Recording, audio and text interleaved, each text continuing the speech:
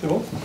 C'est bon pour moi, ouais. Quel message j'ai envie de faire passer, Nicolas, avant ce rendez-vous contre le leader? Bon, c'est tout simplement réenclencher une dynamique positive dans le contenu, mais aussi dans les attitudes.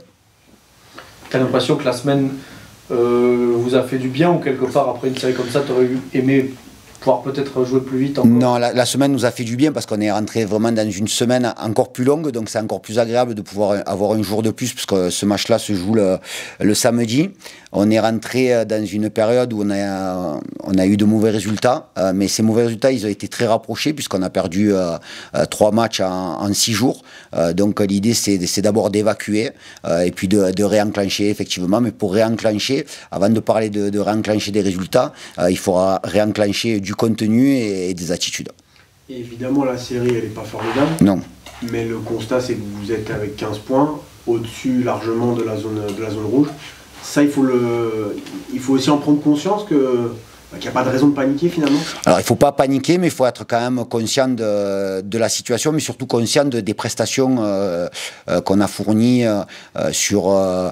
particulièrement sur le match de Troyes, où on est passé complètement à côté de la deuxième période, sur l'entame d'Annecy. Donc il y a des choses bien entendu. C'est pour ça que quand on parle de réenclencher, on pense immédiatement à réenclencher le compteur, mais avant de réenclencher le compteur, pour réenclencher le compteur et pour le faire tourner, il faut être en capacité, en termes de contenu, en termes d'attitude, de caractère, d'abnégation, de solidarité, d'élever le curseur là où il a été à un moment donné dans le début de saison.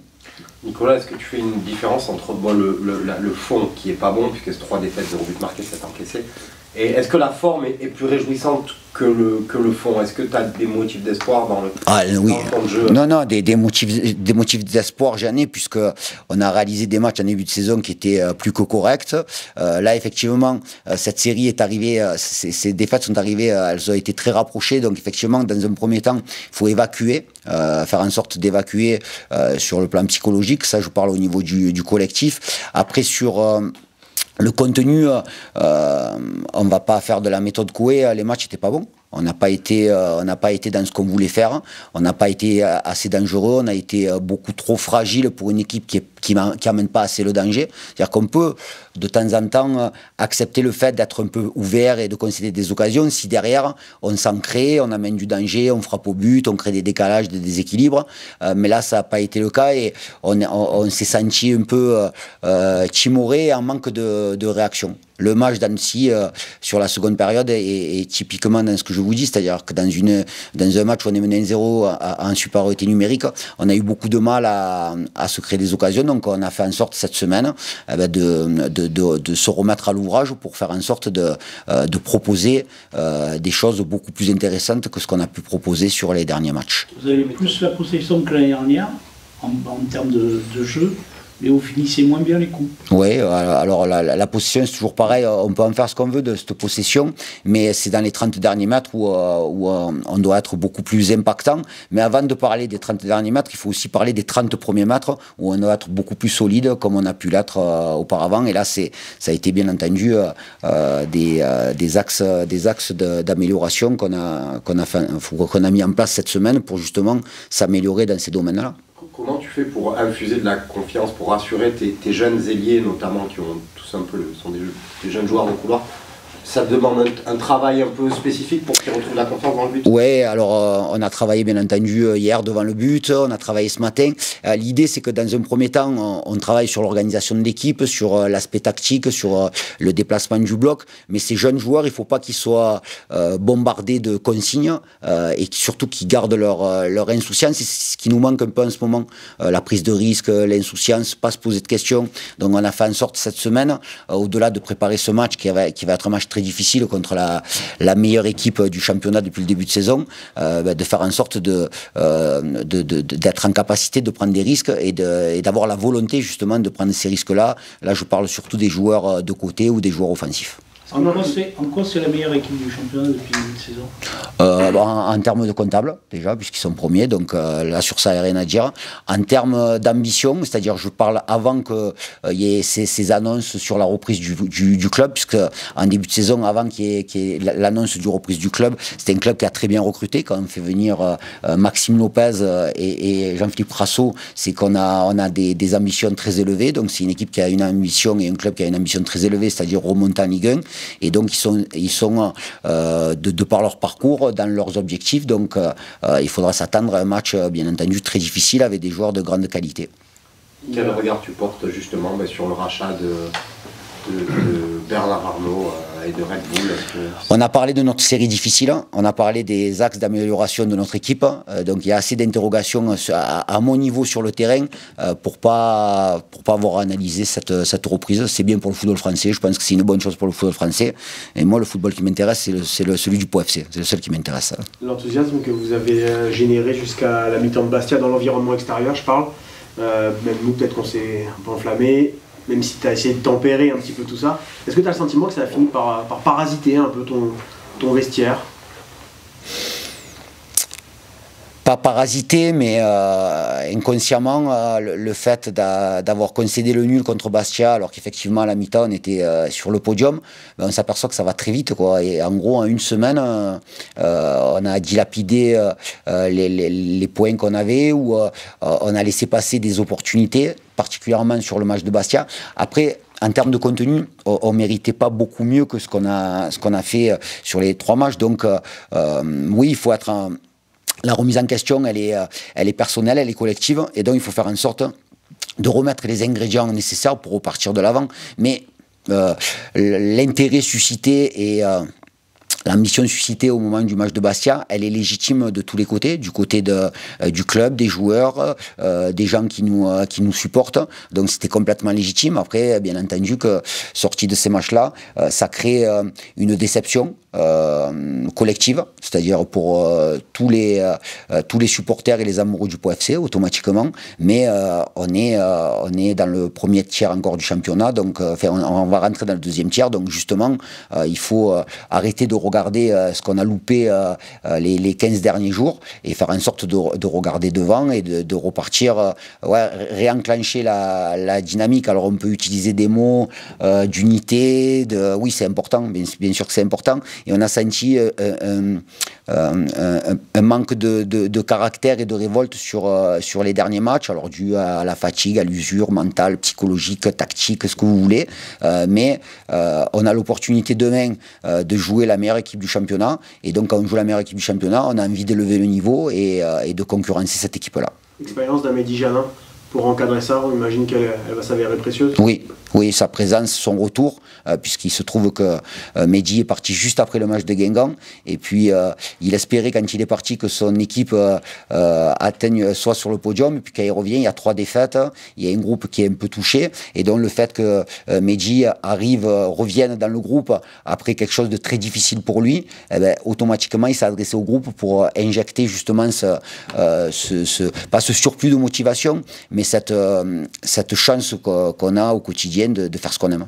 Au-delà de ça, Nico, tu as moins de joueurs d'expérience cette année, mais pour avoir été sur la séance devant le but hier, on voit quand même que des mecs comme Jean et surtout Khalid continuent de mettre une bonne ambiance. Ils essayent d'enlever un petit peu de pression. Ouais. Le rôle des cadres, de détendre l'atmosphère comme ça, est-ce qu'il est important? Alors c'est peut-être pas détendre l'atmosphère, c'est simplement fédérer et pas accompagner, puisque quand ils sont comme ça, c'est leur personnalité, c'est leur nature d'être entraînant. Et donc il faut faire en sorte que ces joueurs-là puissent amener une certaine sérénité. Alors, on parle de Khalid, mais Khalid il doit amener une certaine sérénité chez nos jeunes attaquants, et voilà, et ça se fait dans tous les domaines. Donc l'idée c'est bien sûr de préparer le match, le plan de jeu, l'aspect tactique, l'aspect de l'organisation, mais aussi qu'on puisse avoir des joueurs relâchés et qui soient capables de faire ce qu'ils savent faire. Et par rapport au public, j'évoquais aussi la sinistrose que tu évoquais à l'issue de la dernière défaite à domicile avec Khalid, qui me disait que, notamment derrière ton banc, derrière votre tribune, vous entendiez des petites réflexions, pas forcément bienvenues, plutôt parfois piquantes. Est-ce que ça aussi, il me disait que c'était de nature à parasiter peut-être certains jeunes joueurs, est-ce que tu le penses aussi? Non. Non, parce que même si c'est des jeunes joueurs, c'est des joueurs professionnels. Et donc c'est des jeunes joueurs, mais ils ont pas 12 ans, quoi. Hein. C'est des joueurs pros, et ils doivent être en capacité d'entendre les louanges et d'entendre les critiques. Les critiques sont légitimes.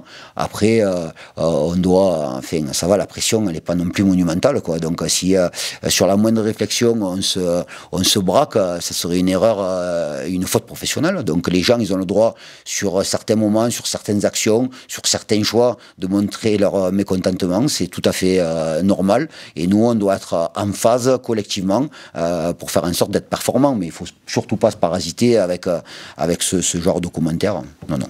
Le Paris FC a pris la moitié de ses points à l'extérieur.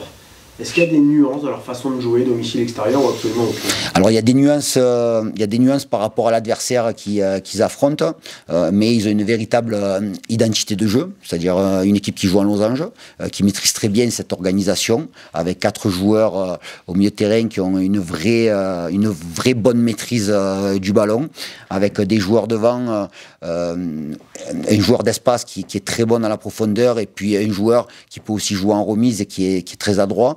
Des latéraux qui se projettent beaucoup, donc cette équipe-là, elle a une identité, et effectivement, selon les matchs, elle est plus ou moins en difficulté, mais effectivement, sur les matchs à l'extérieur, elle a été très bonne, donc soyons en vigilance. Et quand je parle d'élever le niveau, pour affronter un adversaire comme le PFC, il faut qu'on soit à notre niveau maximum, mais on doit être à notre niveau maximum, surtout après les matchs qu'on a effectués cette dernière semaine.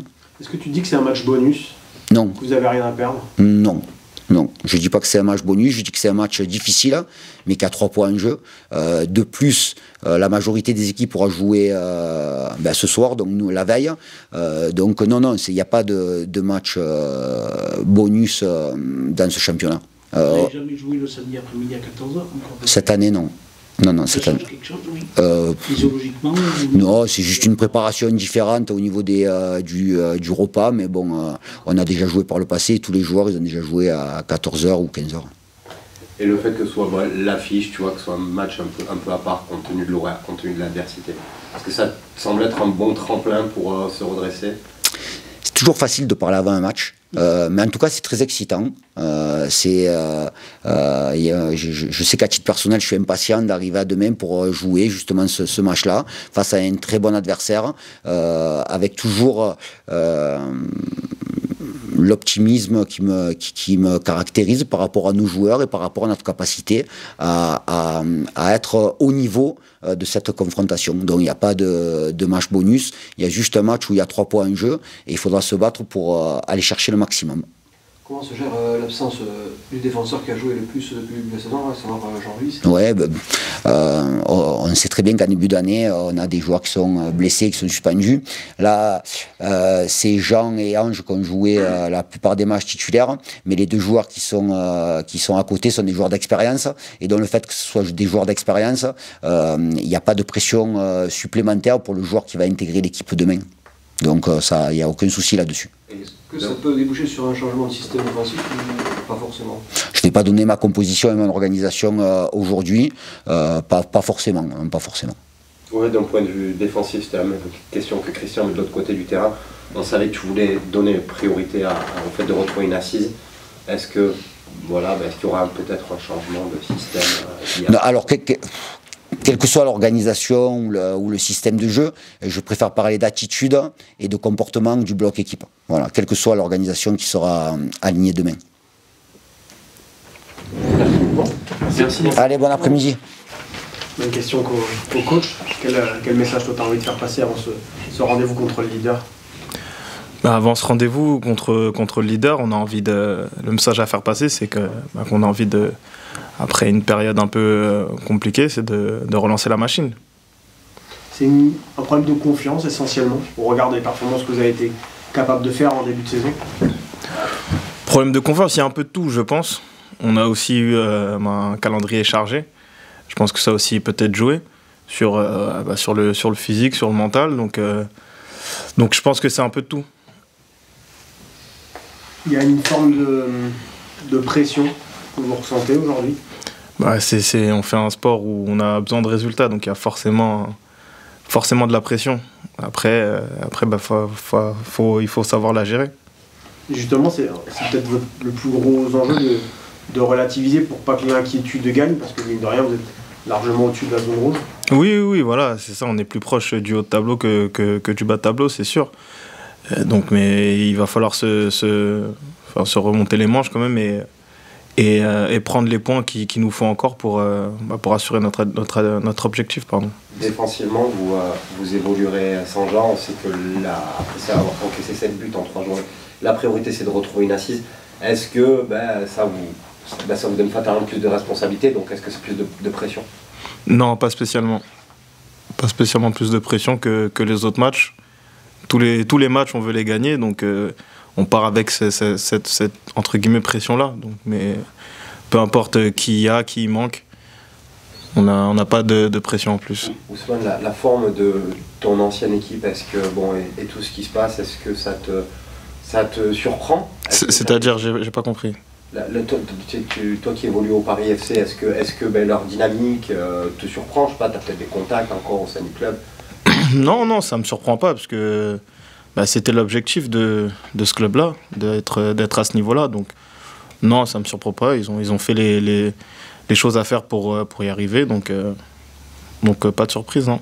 Tu as des échos? Est-ce que tu penses que l'arrivée de Bernard Arnault, tout ce qui se passe, tout le battage médiatique qui est autour de ça, est-ce que ça favorise leur croissance et leur forme du moment? Oui, forcément, c'est la capitale, donc c'est forcément un endroit qui attire. Donc oui, je pense que ça favorise tout ça. Vous avez eu cette semaine pleine là pour travailler, pour vous vider la tête un petit peu, parce que finalement elle n'est pas tombée à point nommé dans votre situation? Oui, je pense qu'elle est tombée à un point nommé, ça a permis de mettre les choses à plat. Donc c'est très bien qu'on ait entre guillemets une coupure pour reprendre un calendrier un peu plus régulier.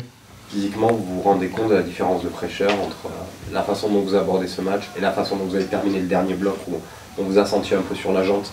Ah oui, après il n'y a pas de secret. Hein. C'est sûr que si tu joues tous les 3 jours, tu auras moins de fraîcheur qu'un match chaque semaine. Donc oui, ça tu le sens obligatoirement. Lors du dernier match, on vous a senti très nerveux. Enfin, l'équipe, elle a peut-être dépensé l'énergie sur des domaines où c'était pas très bienvenu. Est-ce que vous en avez reparlé après le match?